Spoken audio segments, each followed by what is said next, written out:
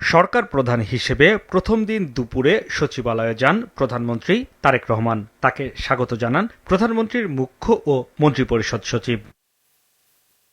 সচিবালয়ের ১ নম্বর ভবনের ২০১ নম্বর কক্ষে অফিস শুরু করেন নতুন প্রধানমন্ত্রী। বেলা ৩টার দিকে তারেক রহমানের সভাপতিত্বে অনুষ্ঠিত হয় নতুন মন্ত্রিসভার প্রথম বৈঠক। এরপর সচিবদের সঙ্গে মতবিনিময় করেন তারেক রহমান। পরে মন্ত্রিসভার বৈঠক নিয়ে স্বরাষ্ট্রমন্ত্রী সালাউদ্দিন আহমেদ জানান, আইনশৃঙ্খলা পরিস্থিতির উন্নতি, দ্রব্যমূল্য নিয়ন্ত্রণ সহ বেশ কিছু নির্দেশনা দেন প্রধানমন্ত্রী। আমরা এবার 180 ডেজের একটা প্রায়োরিটি নির্ধারণ করেছি, সেটা পরে আপনারা জানতে পারবেন, আরও পরে ডিসাইড হবে।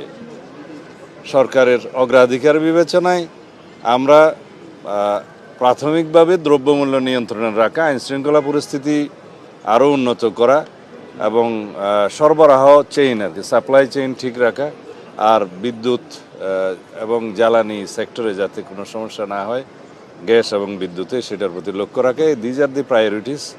আর অন্যান্য যেগুলো বিস্তারিত আলোচনা, সেটা অফিসিয়াল ব্যাপার। তিনি সেক্রেটারিদের উদ্দেশ্যে অ্যাড্রেস করেছেন।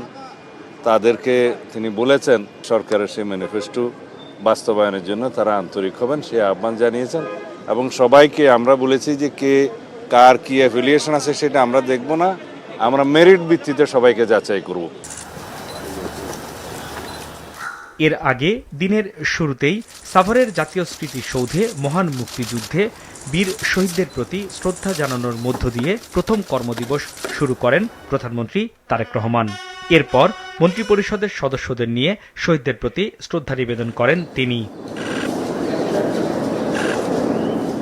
পরে সেখানে পরিদর্শন বইয়ে স্বাক্ষর করেন তারেক রহমান। স্মৃতিসৌধ থেকে সরাসরি চলে যান রাজধানীর জিয়া উদ্যানে। সেখানে বিএনপির প্রতিষ্ঠাতা সাবেক প্রেসিডেন্ট ও বাবা জিয়াউর রহমান এবং সাবেক প্রধানমন্ত্রী ও মা খালেদা জিয়ার সমাধিতে ফুল দিয়ে শ্রদ্ধা জানান তারেক রহমান। এরপর মন্ত্রিপরিষদের সদস্যদের নিয়ে দুজনের কবর জিয়ারত করেন তারেক রহমান। হাসনাইন তানভীর, মাছরাঙা সংবাদ, ঢাকা।